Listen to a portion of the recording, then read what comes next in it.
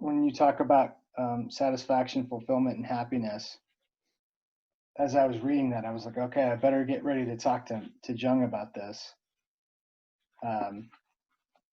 and like to kind of think back on how I define those myself, and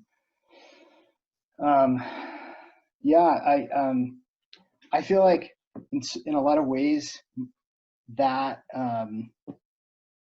my default is to let other people, like, I define those things by how other people define it around me.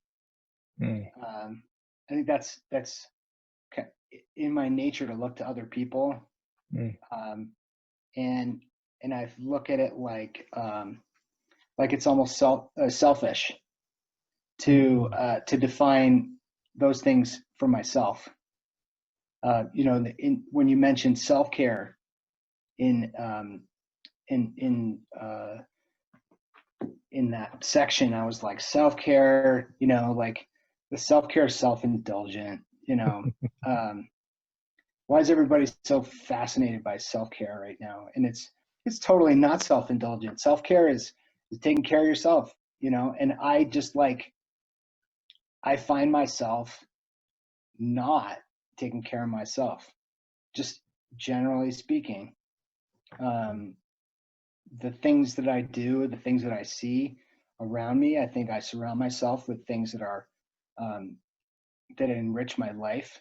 But unless I actually identify something that I want and then go for it, it doesn't happen, and it leads me to frustration and resentment.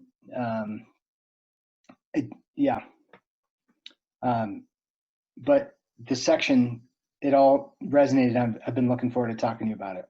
Sure. Well, first of all, Jason, I don't think you're alone in that sense of guilt of this is totally selfish to think about myself, and using terms of self-care because it sounds like a posh spa day somewhere, right? Where you're getting manis and pennies, petties and drinking martinis or whatever, or going off to some retreat where the meal's catered and, you walking meditation, all this fluffy stuff. Yeah. I'm sure that's part of it for some people. But from a personal brand development perspective, what I was looking at, which you just resonated with, was it's not about that fluffy stuff. It's really about self-R&D, research and development. That's kind of a geeky way of putting it, but that's what it comes down to. It's not about self-pampering. And as a father, as a husband, right, and as a passionate individual working in the space of nonprofit, your day is filled with making sure other people are taken care of. You're absolutely right. Yeah. So at the end of the day, if you review the 24 hours that you had access to, how many of those hours did you actually intentionally invest in the self-R&D? And I think for most of us is we don't know. One, we don't track it, and two, it's not even within our paradigm, is it, to think about, because it's so natural to think about others, our kids, our spouses, and our clients. In your case, and our clients, they're really our future.